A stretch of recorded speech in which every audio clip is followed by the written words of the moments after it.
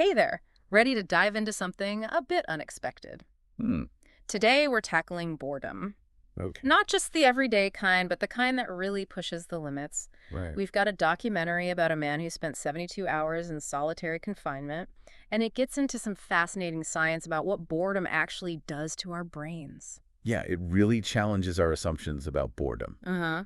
We usually see it as something negative, something to avoid. Right. But the documentary explores the idea that boredom might actually be a powerful force that drives us to grow and evolve. It's making me think about those times when I've been stuck on a long flight or waiting somewhere with nothing to do. Yeah. At first, it's annoying, but then sometimes my mind starts to wander and I come up with interesting ideas or solutions to problems I've been wrestling with. Mm-hmm. Is that what we're talking about here? Absolutely. Okay. That's a perfect example of how boredom can actually be a catalyst for creativity. When we're bored, our minds are free to wander, to make connections we might not have made otherwise. Uh, The documentary actually delves into this idea by looking at Plechik's Wheel of Emotions. okay. It might sound a bit technical, but it's a visual map of how different emotions relate to each other. Okay. And you might be surprised to learn that boredom sits very close to disgust on this wheel. Okay. Yeah. That is surprising. Yeah. I wouldn't have guessed those two would be linked. Right. Why would that be? Well, both boredom and disgust involve a sense of rejection or avoidance. Okay. Disgust helps us stay away from things that might be harmful, like rotten food. Yeah. Boredom, on the other hand, prompts us to move away from a situation that's not providing enough stimulation. I see. It's a signal from our brain saying, hey, this isn't cutting it. We need something more engaging. So in a way, boredom is our brain's way of pushing us to seek out new experiences, new information, new challenges.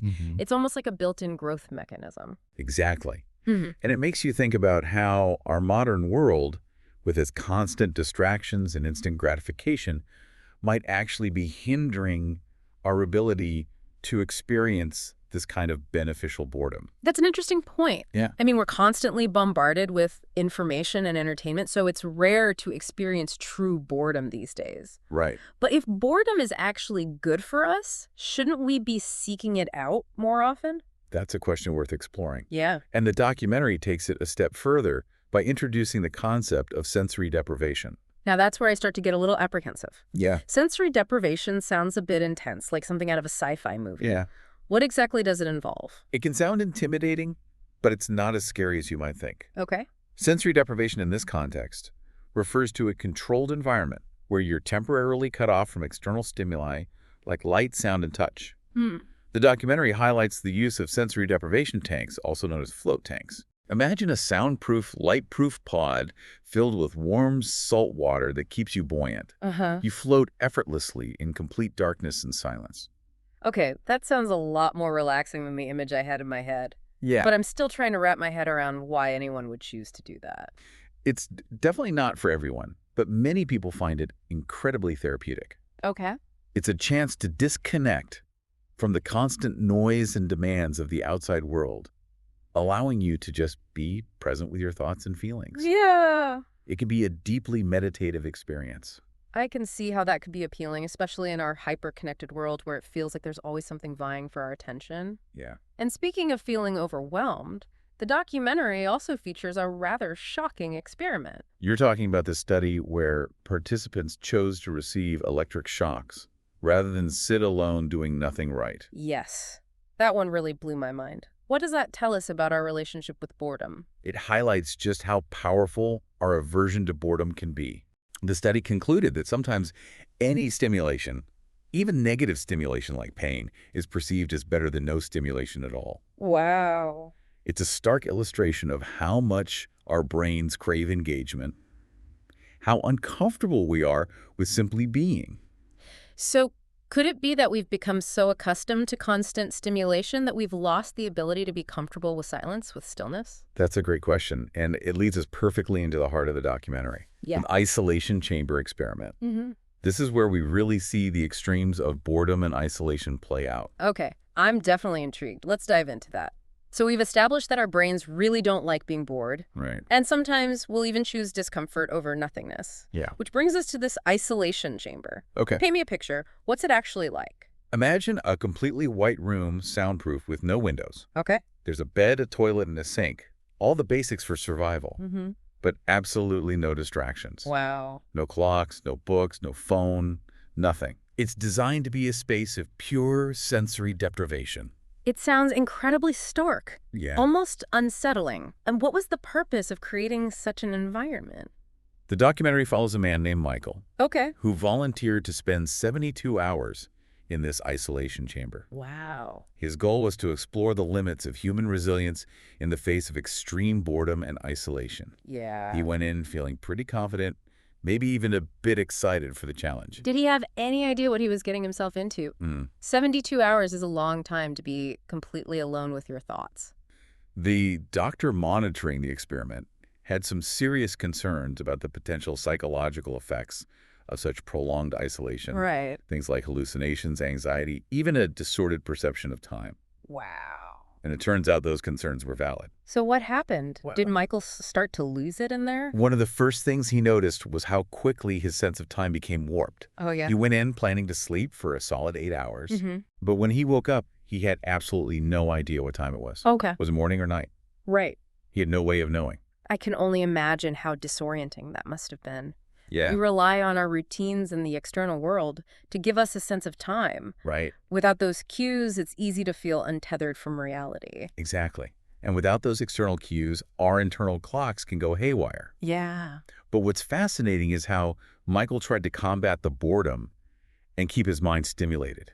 How do you manage that? Right. I mean, there's literally nothing to do in that room. He started with simple things like counting, Okay. doing exercises, even talking to the camera as a way to simulate social interaction. Oh, interesting. It's like his brain was desperately searching for anything to latch onto anything to break the monotony. It's interesting that he chose to talk to the camera, almost like it became a stand-in for human connection. That's a great observation. Yeah. And it speaks to how deeply ingrained our need for social connection is. Even when we're physically alone, we seek ways to connect with others, even if it's just an inanimate object. Yeah. Remember the study we discussed earlier where people chose electric shocks over sitting alone? Right. This isolation chamber takes that concept to a whole new level. It makes you wonder what's happening in the brain during those moments of intense boredom or isolation. Is it a purely psychological response, or are there physiological changes happening as well? That's a question neuroscientists are still exploring. Yeah. But we do know that prolonged isolation can have a significant impact on brain function. So it's not just about feeling bored or lonely. Right. There could be actual changes happening in the brain's structure and chemistry. Exactly. And the documentary highlights this by showcasing Michael's emotional journey throughout his 72 hours in isolation. Yeah. It wasn't just a straight line of boredom. Mm-hmm. He experienced a whole range of emotions. Did he share any specifics about those emotions? Yes, and this is where it gets really insightful.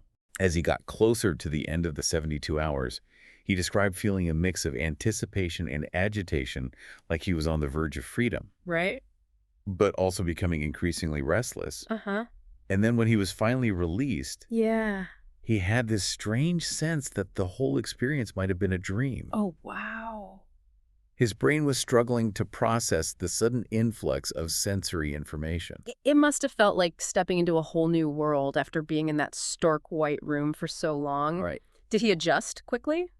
There was definitely a period of readjustment. Okay. But here's the surprising part. Hmm. When they gave him cognitive tests after his release, Hmm. he actually performed better than he did before the isolation. Wait, really? Yeah. You'd think his brain would be fried after that experience. Right. How is that possible? The documentary explained that this unexpected boost in cognitive performance Yeah. is likely due to the adrenaline rush of being released, Uh-huh. of being back in a stimulating environment. Mm-hmm. It's like his brain was suddenly jolted awake after being in a state of low arousal for so long, Right. almost like a rebound effect. That's incredible. So could there be some sort of benefit to experiencing short bursts of sensory deprivation? It's an interesting question, and there's some research suggesting that controlled sensory deprivation, like the kind experienced in float tanks, Mm-hmm. can have some positive effects Right. on cognitive function, Yeah. creativity, and stress reduction. Yeah. But it's important to remember that Michael's experience was involuntary and extreme. which is a very different scenario. So stimulation and downtime. Mhm. Too much of either extreme can have negative consequences. Precisely. Okay. And this brings us to one of the most poignant moments in the documentary, Mm, Michael's closing reflection. okay. He says, and I'm paraphrasing here, that you only truly experience life when you can share it with others. That's a powerful statement. Yeah. It speaks to the fundamental human need for connection, for belonging. Even after experiencing such extreme isolation, he still recognized the importance of shared experiences. Yeah, it really makes you appreciate the simple act of sharing a meal with friends or even just striking up a conversation with a stranger. These Right. connections, no Yeah. matter how small, they add richness and meaning to our lives. It's fascinating how Michael's experience mirrors what we've learned about the detrimental effects of prolonged solitary confinement in prisons. Right. It's not just about the lack of physical comfort. It's the deprivation of social interaction, Mm-hmm. the absence of meaningful connection Yeah. that can be truly devastating. We actually heard from William, Mm-hmm. who spent time in solitary confinement. Wow. His description of that experience was incredibly haunting. Yeah. He talked about the crushing boredom, the feeling of being completely disconnected from the world, and the long-term psychological scars it left him with. William's story is a stark reminder that we as humans are not meant to exist in isolation. And it highlights the importance of being intentional about creating opportunities for genuine connection, Right. putting down the phone, initiating conversations, making eye contact, actively listening. Uh-huh. These seemingly small acts can have a profound impact on our sense of belonging and well-being. This deep dive has really shifted my perspective on boredom. Oh, yeah. It's not just an empty space to be filled with distractions. Right. It can be a catalyst for creativity, a reminder to seek out new experiences, Yeah. and perhaps most importantly, an invitation to connect more deeply with ourselves and the people around us. Beautifully said. Great. And it leaves us with a question for you, our listener. Okay. Would you ever try sensory deprivation? Hmm.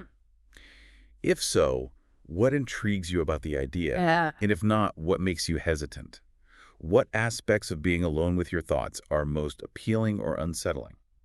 We've explored the science of boredom, the surprising ways our brains react to it, Right. and the profound human need for connection. Now we invite you to continue the exploration. Share your thoughts, your experiences, your questions. This deep dive doesn't end here. Let's keep the conversation going. Until next time, stay curious.